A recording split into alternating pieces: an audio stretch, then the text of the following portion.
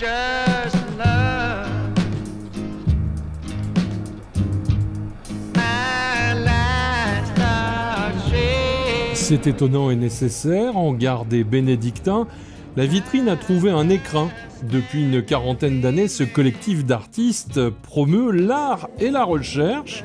Et durant l'été, ce sont des artistes récemment sortis de l'École nationale supérieure d'art de Limoges qui sont à découvrir. On est arrivé là parce qu'on était installé rue Raspail et le bâtiment a des problèmes de stabilité et de gros travaux étaient à faire. Donc on était il nous fallait absolument trouver un point de chute. J'ai découvert ce lieu en le visitant pour la première fois avec le reste du collectif et moi c'était quelque chose que je trouvais super. Juste avant, j'avais fait un service civique dans un autre lieu de la région qui est cité sur la fameuse carte dans l'entrée, qui est Quartier Rouge et qui a réinvesti une ancienne gare désaffectée mais qui n'était plus en service.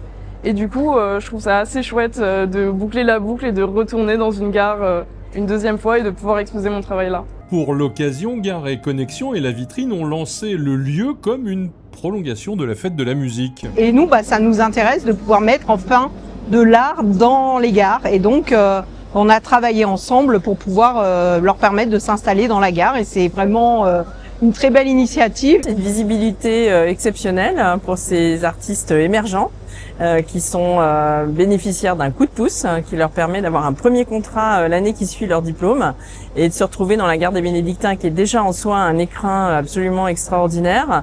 C'est aussi une opportunité qu'il faut saluer grâce à l'association La Vitrine.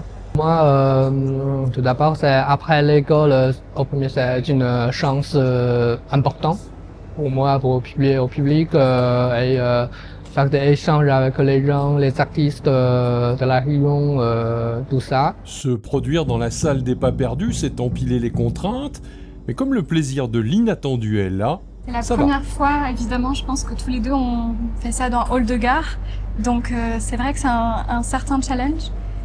Et je trouve que c'était un beau moment, c'est une sorte d'arpentage et c'est vrai qu'il y a une sorte de voyage à travers ces textes qui fait quand même le lien avec le lieu qui est un croisement de voyageurs.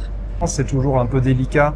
On sait jamais, est-ce qu'on va être considéré comme un bruit de fond ou alors est-ce que les gens vont être vraiment dessus? Et là, ça a été le cas où on a été vraiment, on a eu une attention forte.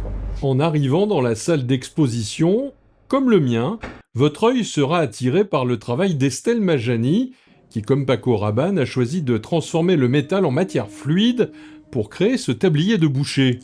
C'est une continuité de mon travail par rapport à la cotte de maille, où moi je la réalisais en métal avec des anneaux, et cette fois-ci je me suis donné un défi, je vais le faire avec des lames de rasoir.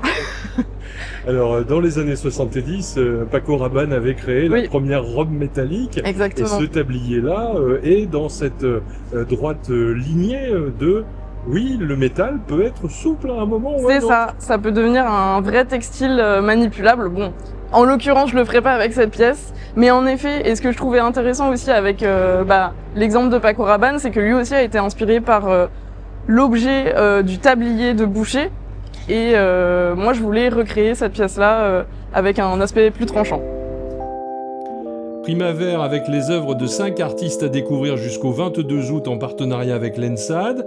La salle d'exposition se mérite, il faut aller tout au fond à gauche du hall de la gare.